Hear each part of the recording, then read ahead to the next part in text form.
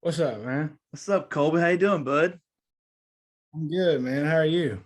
Good, man. Thanks for joining me on here, dude. Oh, dude, no worries, man. So, bro, I've been trying to get you on for a long time. I never knew how because for a while there you didn't have any contact, on websites and stuff like that. So Yeah.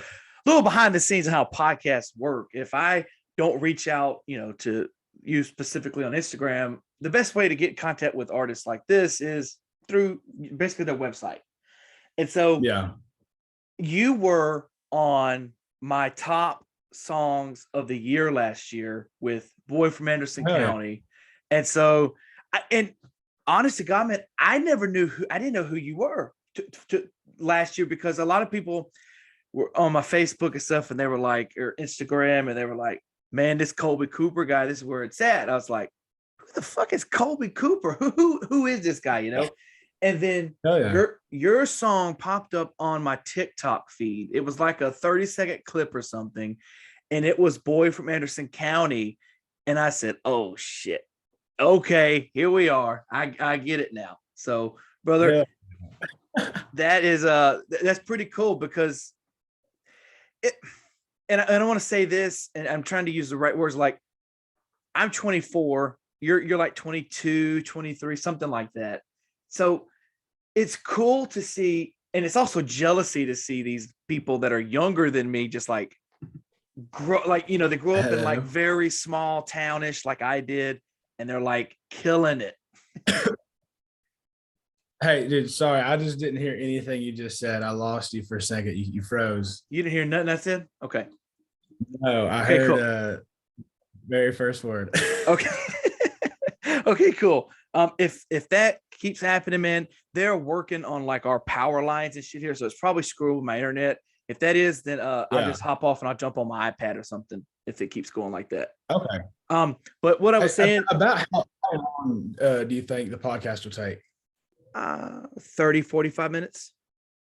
Okay, that's good. I just in 45 minutes and like right at like 45, 50 minutes, my wife's got to go do some shit and I got to watch the girls. Okay, no, you're good. You're good. I'll keep the timer on. I got us. I'm not the type of person that's going to say, okay, I'll keep you on for 45 and then I have you for an hour and a half. I'm not going to do that. Hey, no worries, man. I'd love to fucking sit for 2 hours and talk. It's fucking a nightmare when I'm home. Man, my nephews, we don't raise our nephews, but they pretty much live here. They live right down the hill, so they're like always here. Yeah, and they're one's about to be 3, and the other one's like 9 or 10 months old. And dude, it's crazy. It's crazy trying to do podcasts in the studio because you can hear them every now and then. Like they're outside now, but I'm just like, man, you got to keep them quiet a little bit. That's what I was telling my manager earlier. I was like, yeah, dude, from now on, let's fucking try to make anything at Zoom on the bus. That way I don't have to fucking keep the girls quiet because it is, I mean, they're good right now, but fucking some days kids can be a nightmare.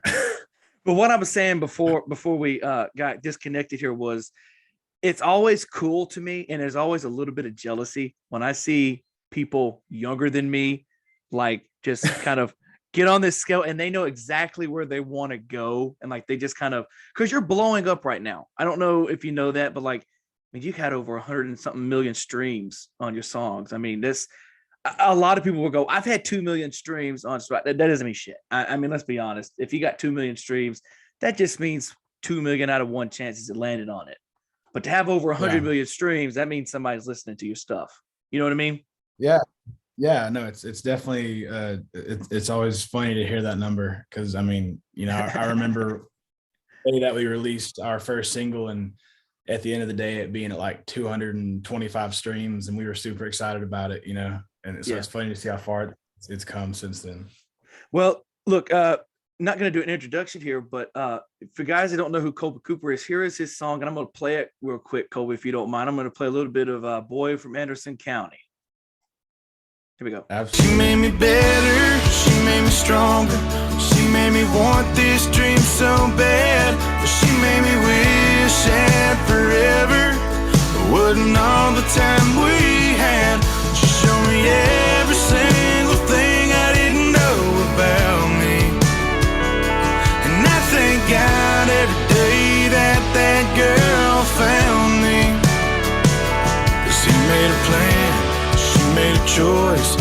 made a man out of a boy from Anderson County.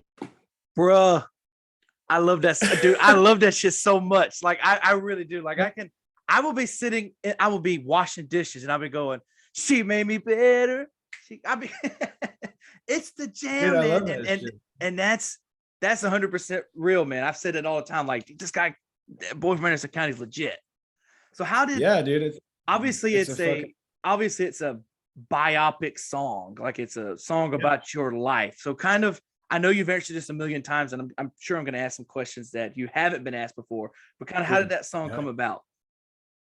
So I wrote it with my buddy Jordan Walker, who I write with a bunch, and he hit me up and he was like, I have this song idea, whatever, and it was close, but I was like, man, like how about Boy from Anderson County? Like that's where I'm from. Like I think that's a sick title if we can, you know, just write about me, you know, kind of growing up there and meeting my wife and kind of what that's turned into with us being married now and having 2 kids and, you know, I guess starting a life, you know, as high school sweethearts. And it's, you know, 1,000% true story, which is funny every time, you know, someone asks, they're like, wow, you really are married with 2 kids this young. Like, that's crazy. And I'm like, yeah, no, I wasn't fucking lying. I just told the truth, you know?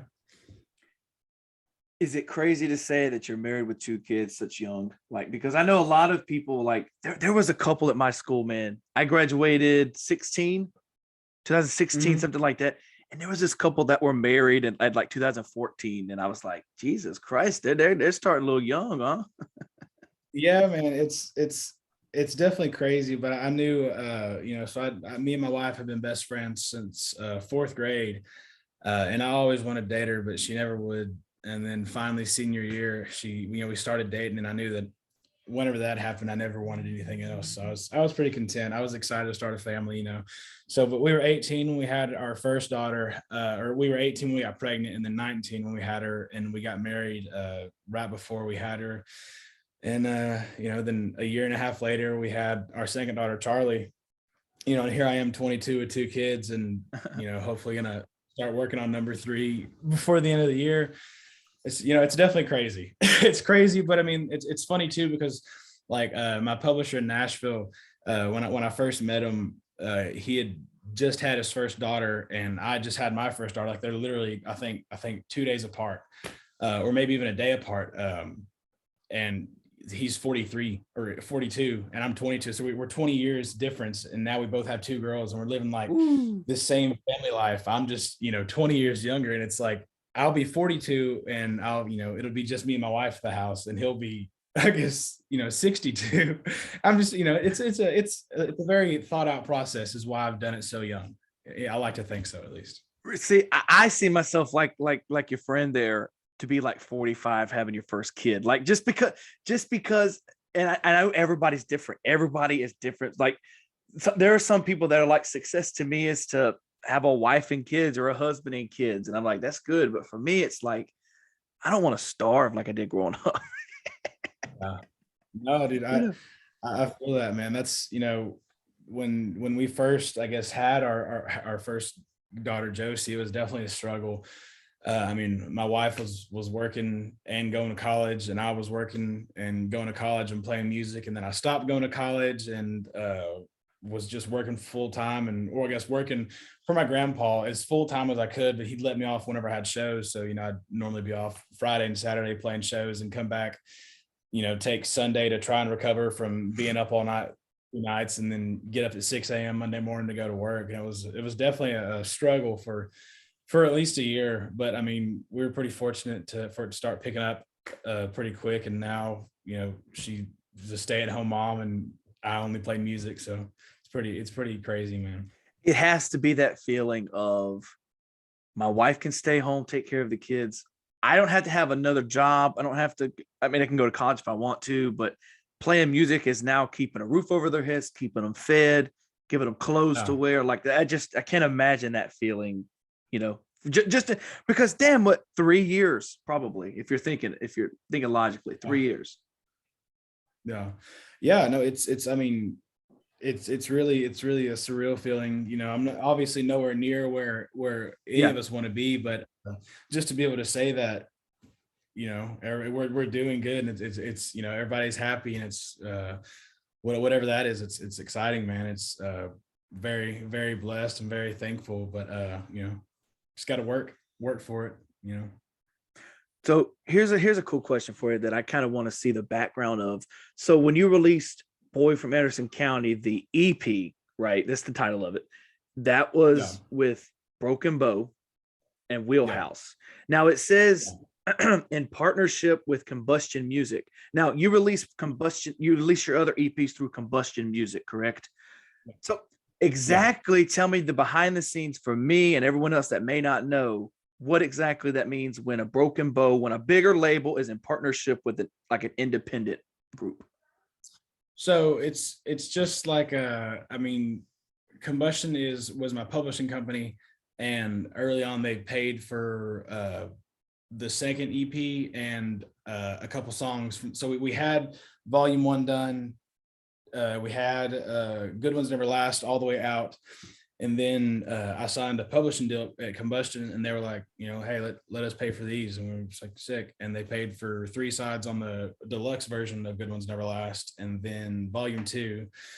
And then we, you know, took this whole operation and we partnered it with Broken Bow, and that's where we are now. And we're, you know, we're getting ready to release our another, you know, I guess some more music in the near future.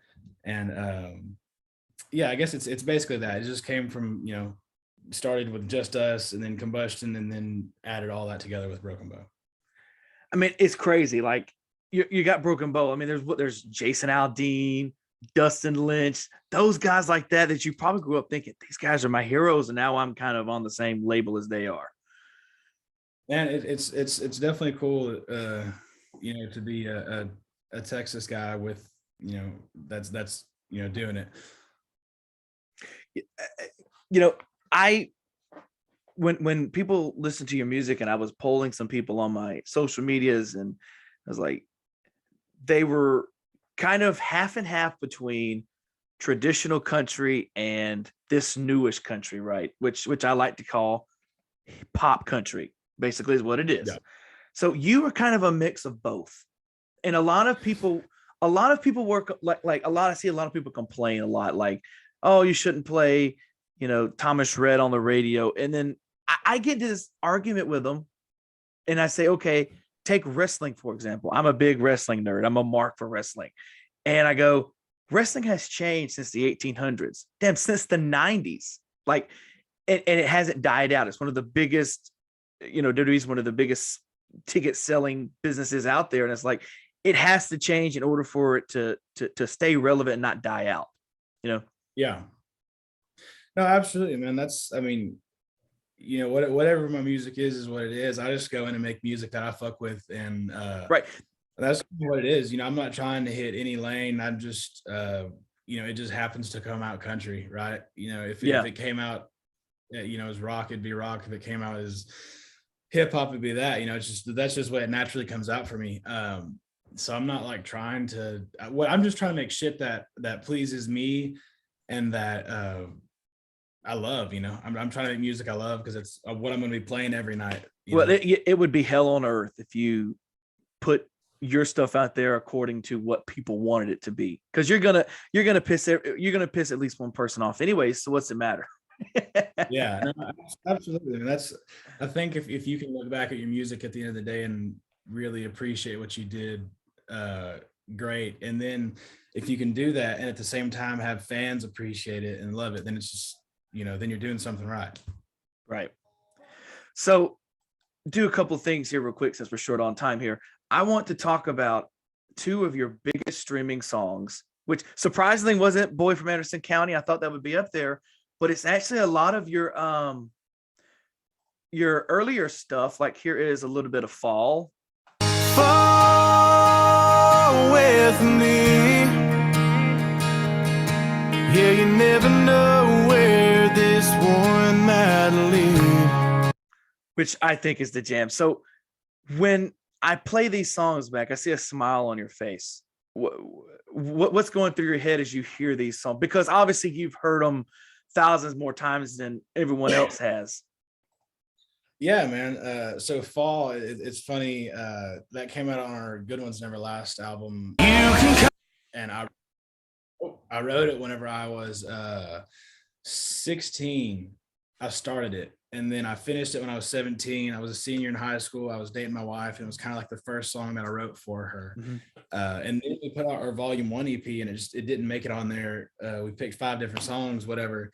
And I didn't know what we were gonna do with it. And then we wound up needing a couple more songs for the Good Ones Never Last album. And we're like, well, hell, let's just throw this shit on there. And it wound up being the biggest song off that album, and one of our biggest in general.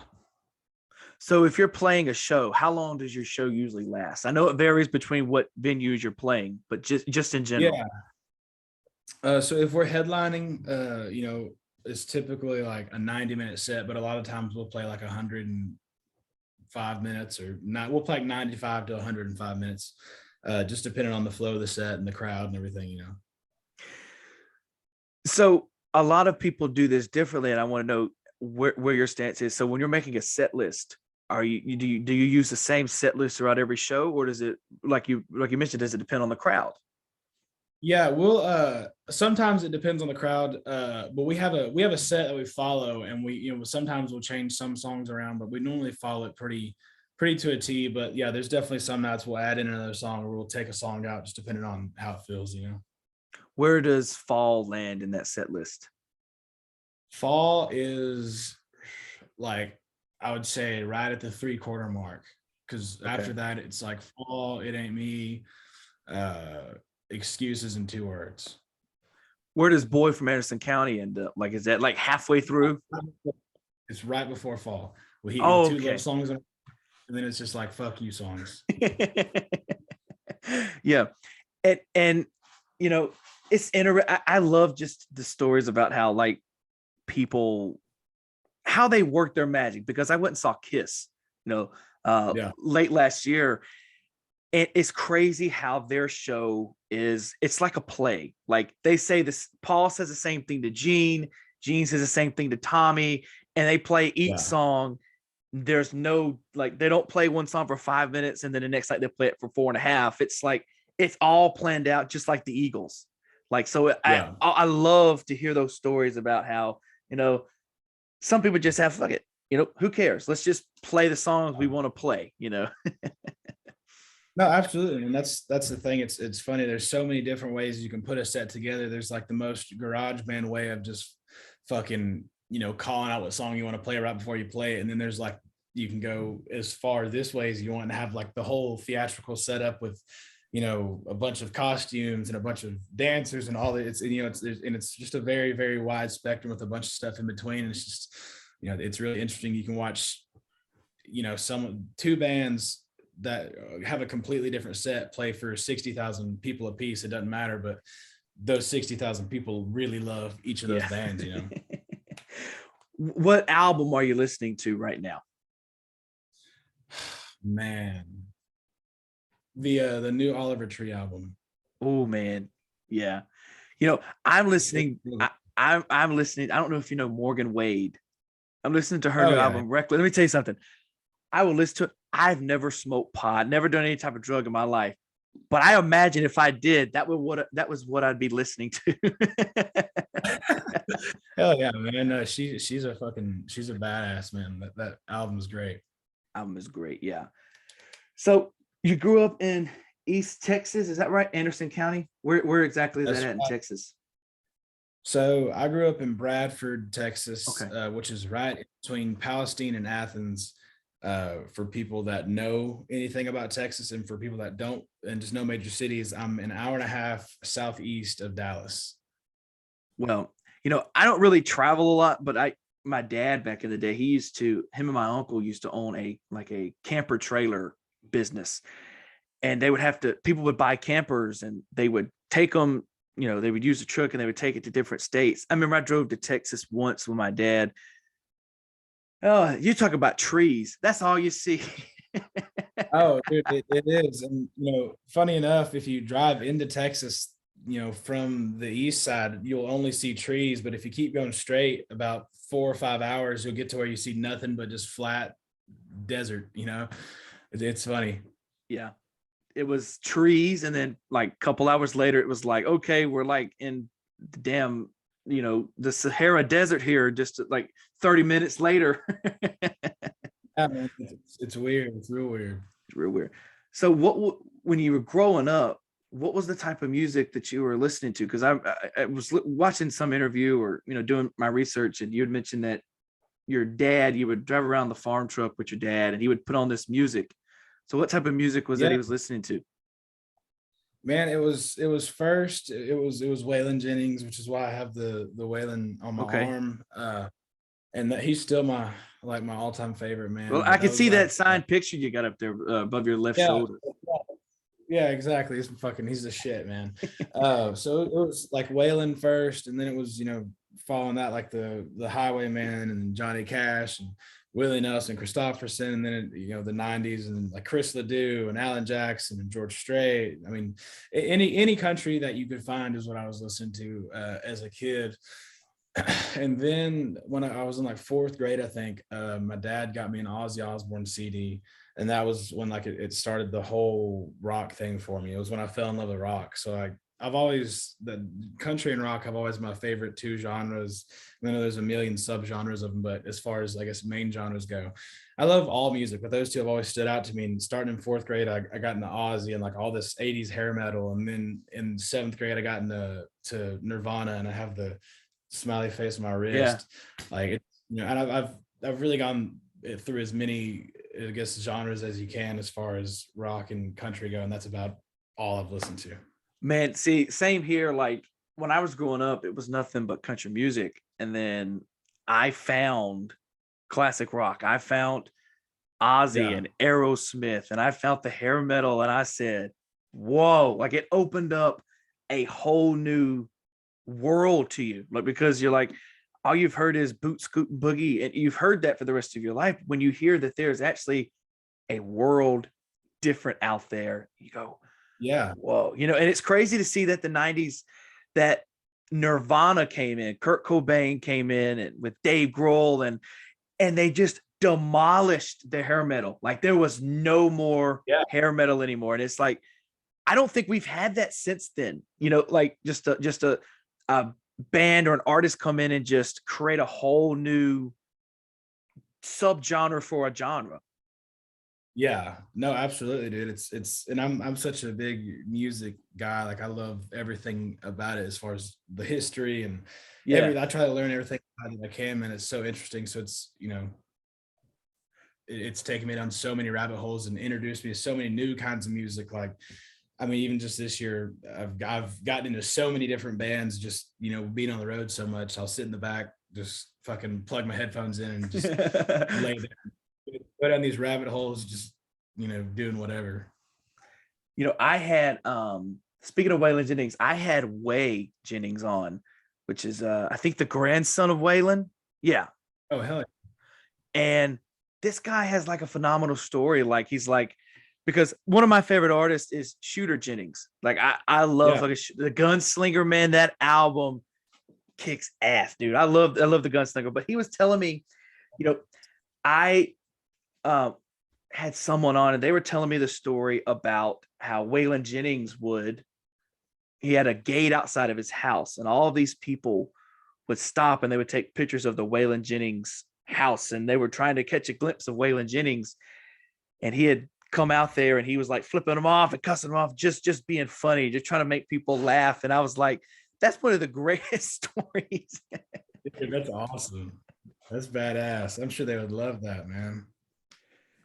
Dude, so you have a lot of tattoos. As you've mentioned, you've got the Waylon, you've got the Nirvana. What was your first tattoo? My first tattoo is this one. So this is a shitty Roman numeral. I got it after so it's my first daughter Josie. It's her birthday.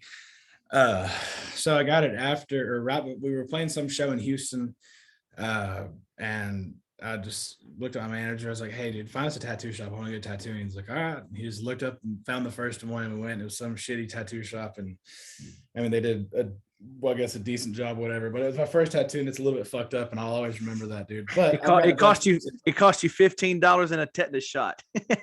Yeah, exactly. But yeah, that was my first one, and I just had that one for like 2 years probably, and then in August of 2020, I got this. This was my second tattoo, and since then I've gotten the rest of them, and I've got a lot of them, dude. I mean, I guess I've got a lot. I've got like 12 maybe.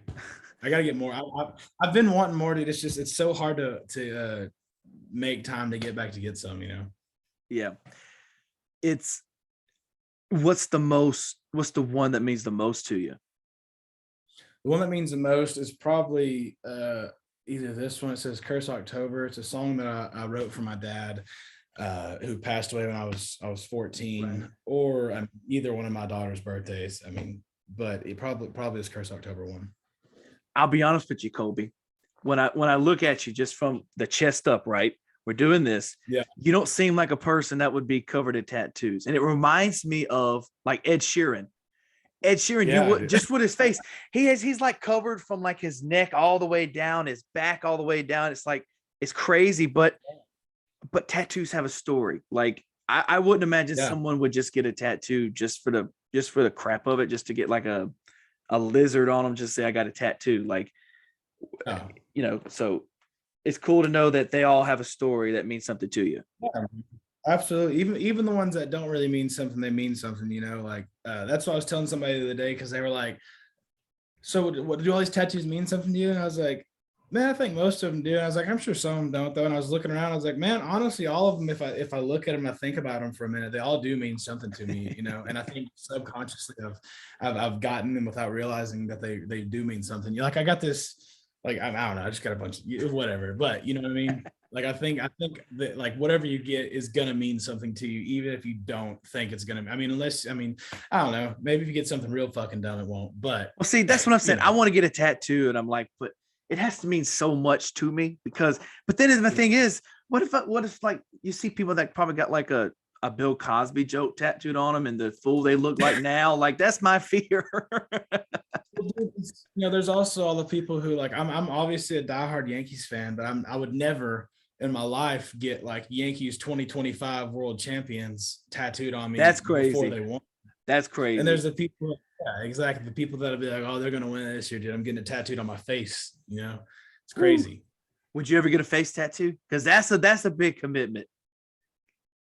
Man, a face tattoo is a big commitment. I think that I don't know. I would definitely get a neck tattoo, but a face tattoo, maybe a face tattoo. Kolby, what's the last TV show or movie you remember watching? Dude, Ozark. Last night, me and my wife finished season 4, part 1. So Ozark. Bro, have you watched it yet? Bro, let me tell you something. That has to be the best season of Ozark. I'm not gonna lie to you. That because when the first one come out, it was like phenomenal. Like it was like, oh my god. You see this comedian Jason Bateman just doing this serious role, right? And then you're like, maybe it's okay. The second one was even better, but I felt the third one was boring to me. Like nothing shit didn't happen. And then go ahead. I think so. I had the advantage of my wife had already watched seasons 1, 2, and 3. Okay. She started watching it at some point. I was on the road, and I got back and she was already through 2 seasons, and I was like, well, fuck, I don't want to watch it now, you know, like whatever. And then back in January, she was like, hey, season 4 is about to come out. And I was like, oh, hell yeah. And we had just finished watching Arrested Development, and I love Jason Bateman. And I was like, hey, let's watch Ozark. Like, if you watch it with me, I'll watch it. And she's like, all right, bet. So we watched seasons 1, 2, and 3 in like 2 weeks. And, you know, so seasons 1 and 2 were incredible, and season 3 was incredible to me, but I didn't have to like wait and then only watch season 3 and then just sit on that. Like, I get what you mean. It's kind of like people complaining about this season of Yellowstone being too slow. Like, I loved it still, but I get what people mean. But season 4 so far, the first part has been insane, so it's definitely making up for whatever people were worried about. See, part 1 is insane, and if part 2, let me tell you something, Kolby. I was going to say I was going to shoot up a school. I'm not going to say that shit. Forget what I said. I am going to destroy my office and my studio if season 4 part 2 is bullshit. Like what like The Walking Dead. A lot of people are saying that The Walking Dead, the guy's gonna wake up, it's gonna be a dream. If that shit's to happen in the final Ozark, I am gonna be so mad. Like dude, I mean, that would be insane. They're gonna do that in Walking Dead. Apparently, I don't watch The Walking Dead, but apparently that's what's supposed to happen. I watched the first 4 or 5 seasons, and me and my wife loved it. But then it just kind of like we just kind of stopped watching it. Yeah, but I couldn't imagine watching it from then until now, and then it just being a dream. That'd be fucking. I mean, I don't know. I would hate that, dude. It's like when wasted years of my life for 20. However long it's been, 50 years maybe. It's like when Batista come back for like the 2016 Royal Rumble and won the bitch. I was throwing my shit everywhere. I was like, this is ridiculous. I was throwing glasses and plates. I was like, this is bullshit. Just to come back. I wasted my life. But man, it's always funny whenever old dudes come back and win stuff, because it's always like, why? Like, you were already badass for your time. Like, now it's just, which I get sometimes it makes sense, but whenever it's forced, it's always funny. Yeah, it's usually always forced. But yeah. But let me tell you something. I went and I don't know if you're a superhero fan, but I went and watched the new Batman.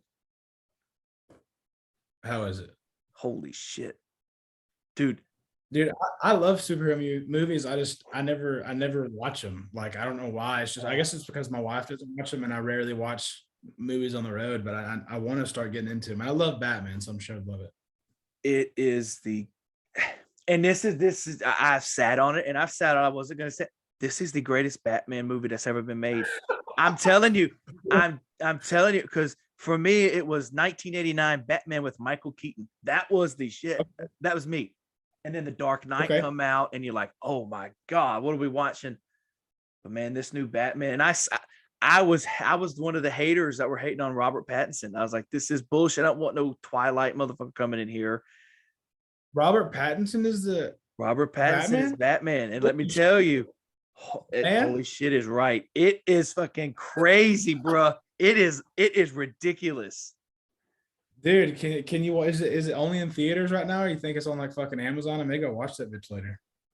I don't know if it's on Amazon. I know I went and watched it in theaters. I had to. Like, that's one thing that I have to do. I have to go watch superheroes, Marvel, DC in the theaters the day they come out. That is dope, dude. I respect it. I love going to the theaters, man. It's rare that I do anymore, but when I do, I always forget how much I love going. Can you remember the last movie you saw in the theaters, or the last time you went to the theaters? Yeah, I can actually, because it was recently. It was actually I went and saw Jackass the other day. Dude, how was Jackass? I was gonna go see it, but I was afraid to, because it's been so long since the third one. Dude, it was fucking incredible. It was, I mean, there's this one part where they went a little too far with this dude's nuts, and like it almost made me sick in the theaters. Like, I had to get up and walk out for a minute, and I was all fucking lightheaded and almost threw up. And then I fell and had to stumble my way back to the seat. But there was only 6 people in there. It was me and like 6 of my dudes, so we were all just fucking hanging out.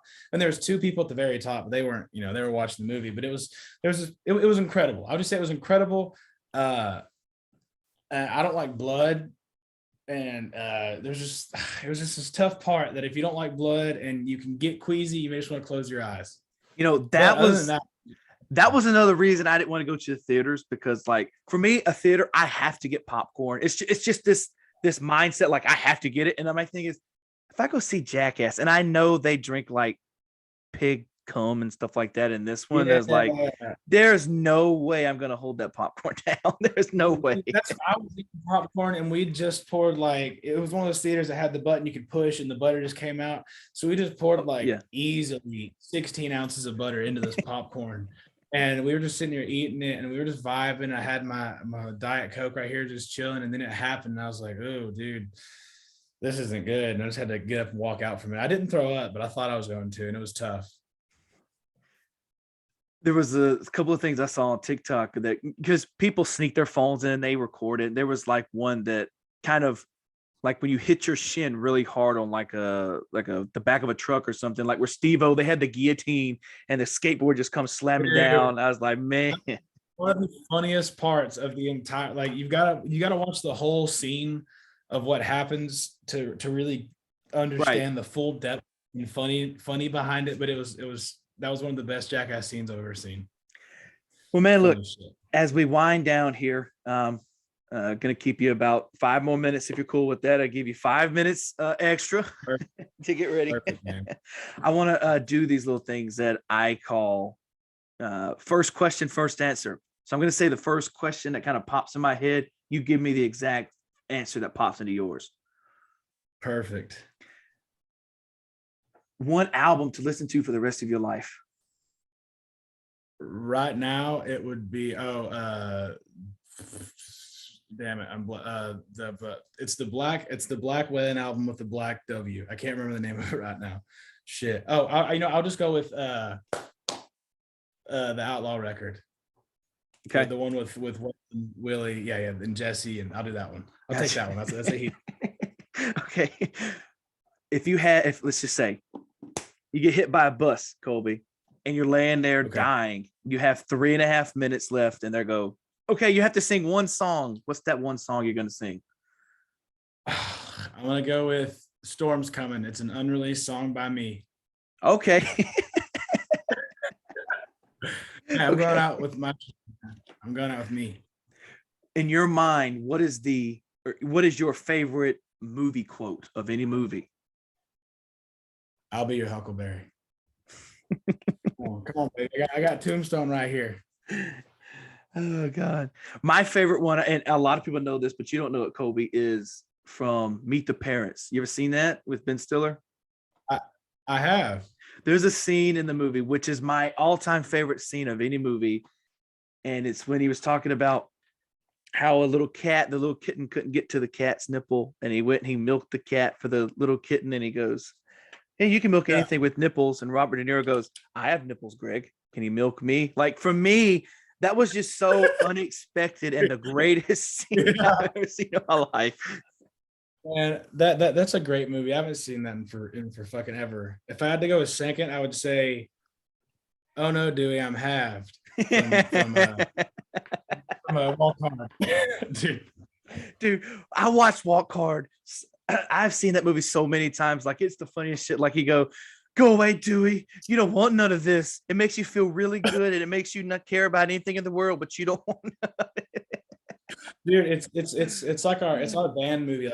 Like a lot of times we'll end like a month-long run on the road with fucking, watching Walk Hard the last night of the tour. Oh man, dude, it was a blast having you on, dude. We need to do this again and do it a lot longer next time, because I think we can get along a lot well. Oh, dude, absolutely, man. Let's definitely do it again. I appreciate you having me and man, taking the time of the day, brother. Well, look, if you're coming to Biloxi for the Crawfish Festival here this summer, if you're free, I'd love to take you out for lunch and wine you and dine you. How about that? If you're free. Dude, sounds great. Sounds great, brother. Man, thanks for doing this. You've been on here for 40 minutes. You've taken way more than enough time. So go ahead and take all the time you need now to promote anything that you want to. Man, just go follow me on all socials. Keep up with the shows. Come out to a show and get ready for some new music. When is new music coming? Are you allowed to say? I can't say the exact date, but it's before summer for sure. I would say May is the latest. Oh, so kind of pretty soon then, like kind of quickly. Oh yeah. Is there any plans for an album in the near future? Yeah, maybe the end of the year, but maybe early 2023, but not a super long time, but not before then. Well, but dude, music, so leading to it. Thanks, Kolby, for doing this. And I really am a genuine fan of the boy from Anderson County. This is my favorite song in a while. And it was an honor to have it on the my favorite songs of the year last year. It was an honor to have you on the show, man. Yeah, man. Well, thank you so much. I really appreciate you having me. I hope you have a great day, man. Yeah, brother. You too. I'll talk to you later. Yes, sir. Appreciate it, brother. Appreciate it.